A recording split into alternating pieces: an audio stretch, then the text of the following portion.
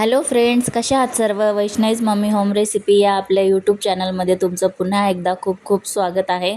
तर आजची रेसिपी आहे मस्त असं नाश्त्यासाठी मऊ लुसलुशीत उपीट आपण बनवणार आहे.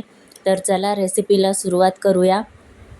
इकडे आपण कांदा, मिरची आणि कोथिंबीर आणि एक कढीपत्त्याचं पान पूर्ण असं घेतलेलं आहे.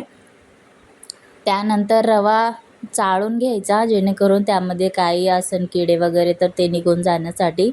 गॅसवर आपण कढई ठेवूया. त्यामध्ये ना 1 चमचा तूप टाकायचं.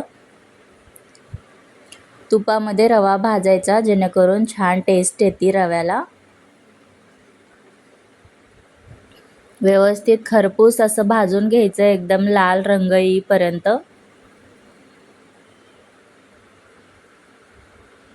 छानपैकी 2-3 मिनिटं रवा भाजून झाल्याच्या नंतर काढून घ्यायचा आणि त्याच कढईमध्ये 1 ते 1.5 चमचा तेल टाकायचं.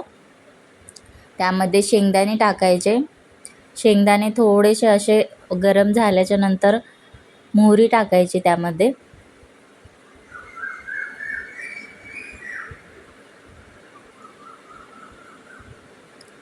मोहरी छान तडतडली की त्यामध्ये आपण कांदा टाकूया. कांदा बारीक चिरलेला असा टाकायचा आणि त्यानंतर कढीपत्ता टाकायचा आणि व्यवस्थित छान परतून घ्यायचं.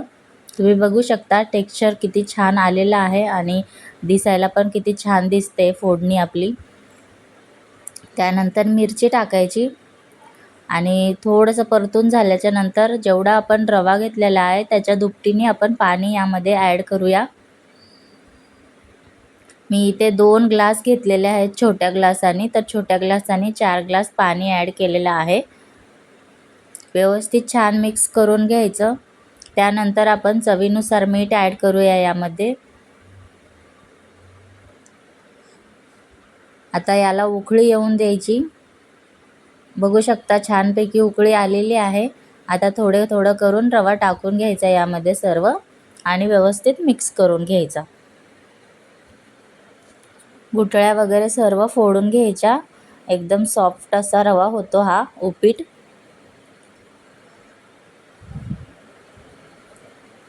तुम्ही बघू शकता किती छान असं मस्त मऊ लुसलुशीत दिसतंय. आता यावर कोथिंबीर टाकूया. परत एकदा सर्व मिक्स करून घेऊ.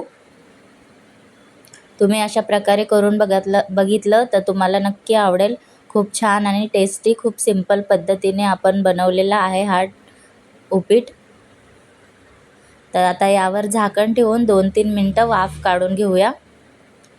आता बघूया, रवा एकदम छान आपला तयार झालेला आहे. उपीट आपलं छान मोकळं पण झालेलं आहे, तुम्ही बघू शकता.